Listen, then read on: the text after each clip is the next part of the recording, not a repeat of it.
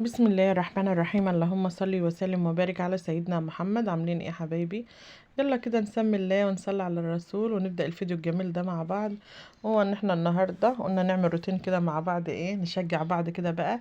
يلا يلي مكسله تروح تجيب التموين، قوم هات التموين وشوف احنا جبنا ايه وعملنا ايه. تموين جميل قوي، حاجات بسيطه كده طبعا.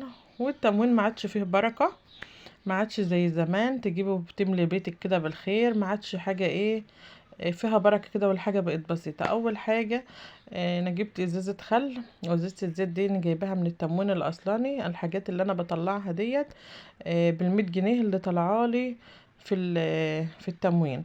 جبت كيلو مكرونه سباكيتي وكيلو مكرونه من المخرزه، وجبت علبتين جبنه اهيت. عايشه بتقول لكم حطوا لنا اللايك. وبكون شاي من دول، انا كنت بصراحة بحب اللي معاه المج بيبقى فيه البركة وحلو.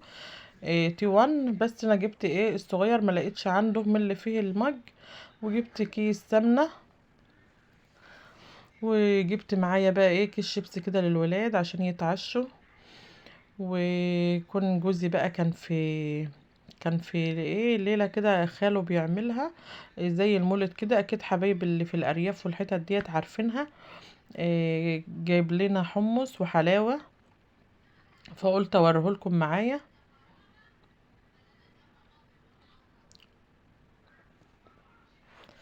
ده بقى كيس السمنة اهوت، ودي ازازة الخل، وعلبتين الجبنة، والشاي بكوين شاي الباكو من ده ب12، وعلبة الجبنة ب15، وكيس السمنة ب20، وكيلو المكرونة ب12.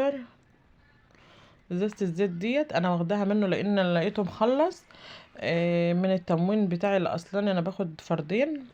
وده بقى الحمص، حمص من المتقشر، وحلاوة اهيت.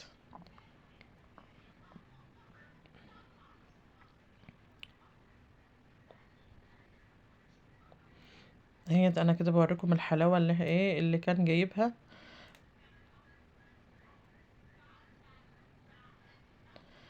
وكده بقى دي الحاجات اللي احنا جبناها. وكنت جبت معايا كمان كيلو لبن كده علشان نعمل شاي بلبن كده قبل ما ننام. طبعا كان عندي الستاره ديت كده كده، كنت انا نضفت الشقه ما كنتش غسلتها، ستاره اوضه النوم. فجبتها كده نزلتها وقلت احط عليها ميه كده بقى واغسلها. كان عليها بس تراب كده، ما كانتش مبقعه ولا حاجه، كان فيها تراب. فقلت اغسلها معاكم وانضفها علشان اعلقها كده وتبقى مزهزهه كده ومنوره في الشتاء، لان انتوا عارفين طبعا الحاجات دي مش بنعرف نغسلها في الشتاء.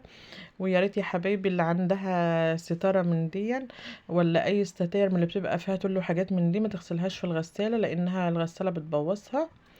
آه، اغسليها على ايدك كده، على ايدك. هي بتاخد بس شطفة بسيطة كده وبتبقى جميلة ونضيفة. صلوا بقى كده على الرسول واذكروا ربنا كتير عشان ربنا ينور لنا طريقنا كده. وصلوا على الرسول كده واذكروا ربنا يا حبايب قلبي. طبعا لما بتذكر ربنا كتير ربنا بيفرج عنك همك كده وبينور لك طريقك، وبيقف معانا في كل حاجة. ونحمد ربنا على نعمة كتيرة قوي.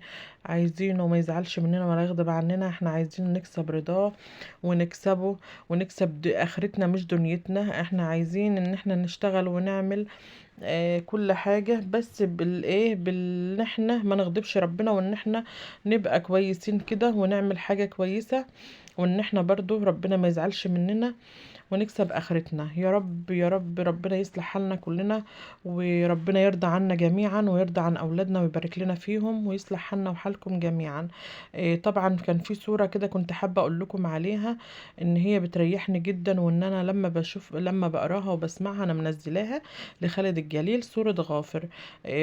بحس ان انا مرتاحة نفسيا وحتى لو محسودة ولا حاسة بحسد ولا تعبانة، اما بسمعها برتاح. يا ريتكم ان انتوا كمان تشغلوها عندكم في بيتكم على طول وتسمعوها، ما شاء الله عليها جميلة. كده بقى كنت دخلت على المكتب بتاع علي، لقيته ما شاء الله يعني شوفوا مبهدل الدنيا. فقلت ارسله الكتب بتاعته كده ونضف له المكتب. طبعا روتين النهارده روتين خفيف كده وبسيط. هنحاول ان احنا نشجع بعض كده ونعمل كل حاجة مع بعض كده. نشجع بعض، وطبعا اللي كسلانه مننا تقوم تتشجع، تشوف الروتين كده تتشجع. زي ما قلت لكم قبل كده، انا لما بشوف روتين مع اي قناه على التليفون بتشجع جدا، وبقوم اعمل حتى لو انا كسلانه ومكسله عن حاجه بقوم اعملها. يا رب الروتين بتاعي يعجبكم، وبتكون الحاجات اللي انا بعملها بتعجبكم، وربنا يوفقكم حبايب قلبي. وبشكر كل اللي بيشاهدوني من مصر ومن بره مصر، وبشكر كل اللي دخل جديد على قناتي. عايزين القنواتنا تكبر كده مع بعض ونقف جنب بعض، وبشجع كل حبايبي اللي عندهم قنوات ان هم يعملوا ويستمروا، ونفضل ايد واحدة مع بعض كده.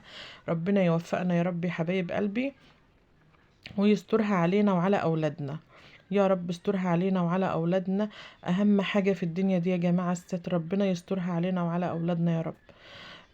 طبعا كده كنت خلاص اهوت. انتوا عارفين ان علي ازهري، دي كلها طبعا كتب الازهر، لو طبعا بتشوفوها كده معايا كتب ازهرية. ادعوا له كده بقى بالنجاح، هو في ثالثه ثانوي ازهري السنه دي. ادعوا له بالنجاح، ربنا ينجحه يا رب، ونجح كل اولاد المسلمين. كده خلاص بقى اهوت، كنت سويت المكتب. هجيب بقى قماشة كده وهمسح التراب ده. طبعا انا كل يومين ثلاثة كده بخش اسويه، لان طبعا لما بيقعد يذاكر طبعا كل الكتب بتتفرد، وورق بيتقطع، والاقلام بتترمى. فانت طبعا لازم تخلي بالك من اولادك، والحاجات البسيطة دي تاخديها لو كل يومين ثلاثة كده عادي، مش شرط كل يوم لما بنبقى فاضيين. هما بس يذاكروا، واحنا هنرتب لهم ونعمل لهم اللي هما عايزينه. وكده خلاص، كنت خلاص بقى روقت المكتب كده، وعملنا الشاي بلبن بقى من اللبن اللي احنا جايبينه مع بعض كده واحنا جايين من التموين. وكده الفيديو بتاعنا خلص. اشوفكم فيديو جديد يا احلى متابعين في الدنيا.